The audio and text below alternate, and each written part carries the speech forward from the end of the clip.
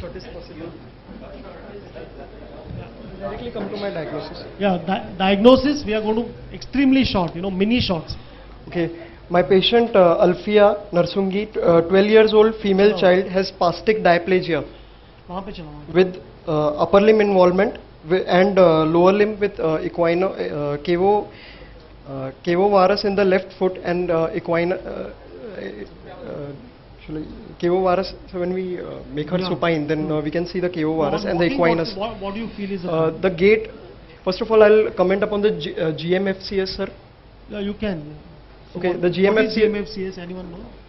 So it's becoming long this way. We are digging a grave. So GMFCS is a classification of walking. Grade 1 is. Grade 1 is normal walking, abnormal gait, can climb stairs without support. Yeah. 2. Grade 2 is abnormal gait, but with while climbing on stairs requires support. Yeah. On 3 requires a walker and can mobilize unlimited. And 4 can walk limited with a walker. And 5th, the patient is bedridden. So this is GMFCS 4, sir.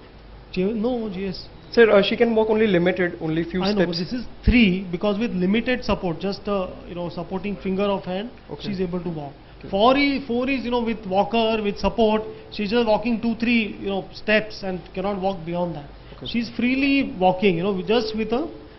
Now, how old is she? She's 10 years old. 10 years old. Okay. तो इसके बिना चलती है क्या? हाथ नहीं पकड़ेंगे तो? और दूसरा हाथ पकड़ो तो चलती है? चलो. And regarding the gait, sir, I would like to so what type of cerebral palsy is this? So this is a spastic diplegia, sir. Diplegia. Why diplegia? So because both lower limbs are involved. The left is more than right, and so upper limb has been treated. So actually, surgeries have been done on both limbs and upper. No. So upper limb is involved less than the upper less than the it's lower not that limb. it is not involved, but it's less. Let's come to the exam findings. Come. So regarding the gait, sir, sir, I would like to say this is a genu recurvatum type of gait, sir. No, not genu. Just चल के दिखा.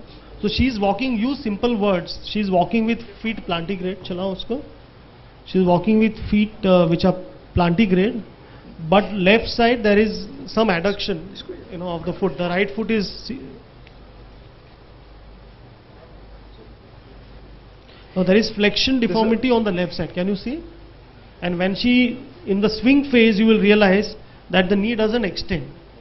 So if you want to look at hamstring, it is in swing phase, but not in the stance phase, right? Patient is able to extend the knee. Yeah, there is no recurvatum. It doesn't go beyond neutral, so there is no recurvatum. Okay. What is most pronouncing on the left side? The rotational deformity, which I was talking about. Okay. So there is internal rotation on the left side. So if there is flexion deformity of knee and internal rotation, what muscle does it implicate? Which hamstring? Medial hamstring. Medial hamstring. So when you have flexion deformity with internal rotation, that is medial hamstring involvement, which is more pronounced. On the right side, if you see, her knee remains straight, but while in the swing phase, it doesn't become completely straight. So there is some involvement, and this involvement is more on the left than right. यहाँ लेके आओ. There is also flexion deformity of the hip on the left side, which causes a pelvis to swing. These are some additional findings. बिठाओ. 1 minute. On sitting, the neck control is good. Yes, the trunk control is good. Hands, ये हाथ ऊपर करो. ये ऊपर करो दूसरा. Okay. So both hands, she is good. There is pronator tightness on the right side. She is not able to supinate completely. So these are the findings on upper limb. पकड़ो ये. पकड़ती है दोनों हाथों से. Yes, sir. The grip is normal. Grip is normal. कौन से हाथ से लिखती है? Left hand. She is left hand dominant. Yes, sir. Left hand. Quickly do left lower limb. Left lower limb examination. Left lower limb evaluation. We are making it very simple. ठीक है. So we are going to come this side so everyone can see. So he is going to perform Tardu scale on the left ankle. We are going to be very specific, and I am going to lead him through. Hold the knee, okay, and fast stretch. Fast stretch. We can control. Fast stretch, yeah. Okay. So it is 10 degrees of dorsiflexion. Yeah. So there is a deficit of 30. Yeah. The short. No. So you say the value. So this is R1 is say 20 10. degrees, and R2 actually goes to dorsiflexion 20 degrees, right? So there is 40 degree of spasticity, but there is no contracture. Okay, one more thing, what is involved here, she has cavus. Okay, yes, I hope you can see cavus, and the foot actually goes in varus. So what muscle is involved? Can you see something which is tight here? So this, can you correct this by eversion? Yes, you are able to correct this. So there is spasticity of tibialis posterior as well, which is giving rise to a equino-cavo-varus involvement. Perfect. What about the knee? So simple, no? Now it's there is a flexion deformity at the knee that is apparent more on the left side. No, attitude. Forget about attitude. Okay, you are able to extend the knee completely. So you know there is no joint contracture. There is no bony deformity. Okay, with Tardu scale now, knee flexed, hip flexed, knee flexed.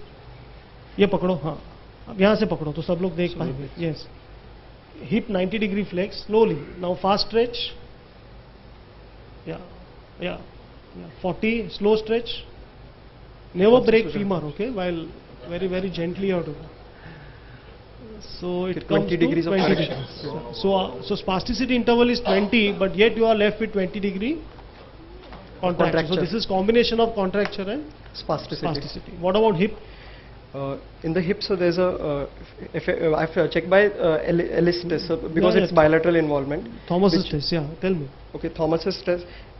Actually, it's bilateral fixed flexion deformity, sir. So flex this, yeah.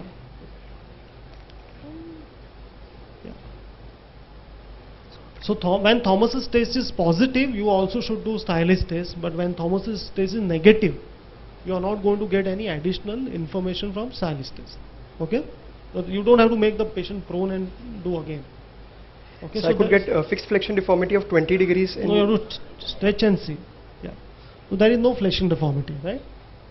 Yes. This is attitude which may be because of knee flexion. So ideally you should be getting her to edge of the table and seeing. Yes, sir. But psoas is not involved. Okay. What about the other side? Quickly. 1, 2, 3. Yeah.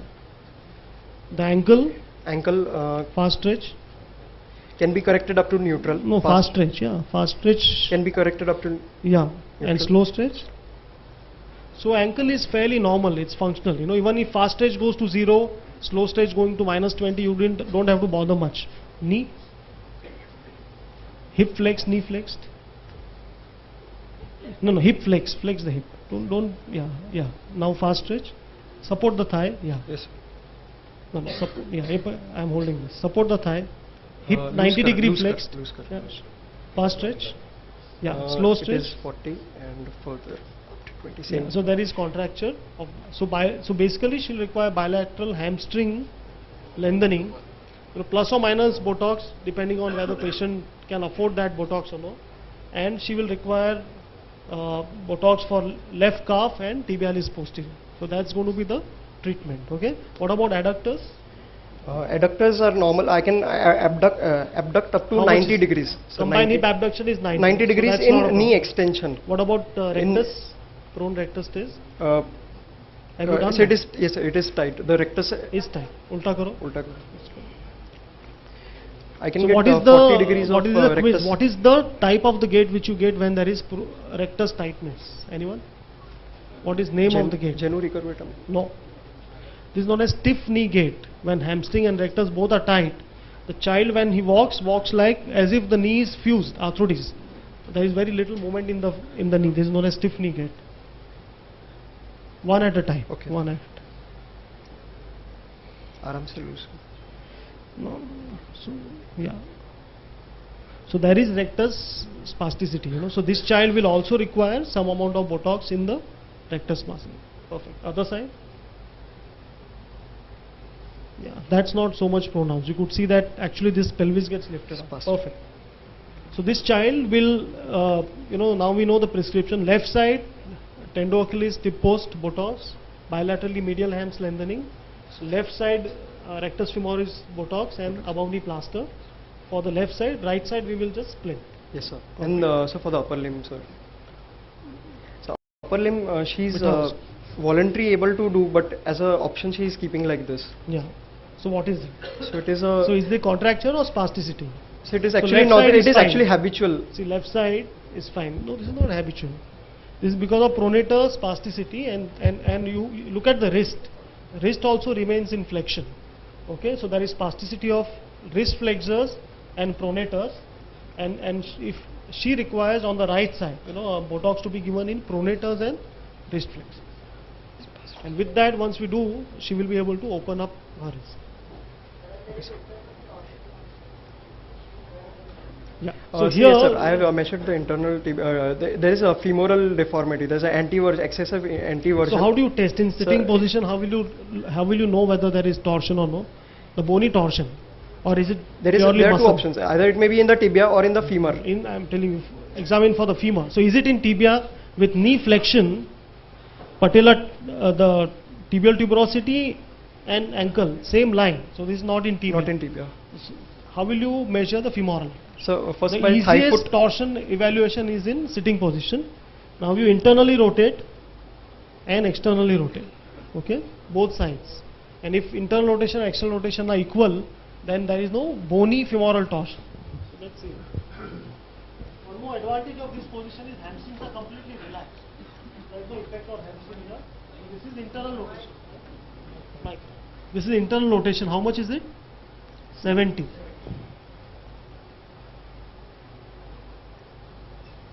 And this is external rotation, which is only 50. So there is bony torsion, and it will be worthwhile in this child then to actually do a osteotomy, femoral osteotomy, and correct that torsion. And the hamstrings, actually then you can treat by a little bit shortening, so you don't have to do hamstring lengthening. So again the treatment will change, as I told you. If there is a bony problem, you treat it at bone level, and then rest of the soft tissue problem, we know we are going to inject Botox. Now when you shorten this femur, the rectus also will become loose, so that will take care of the rectus tightness. Okay. The right side is good, we just leave it alone at present.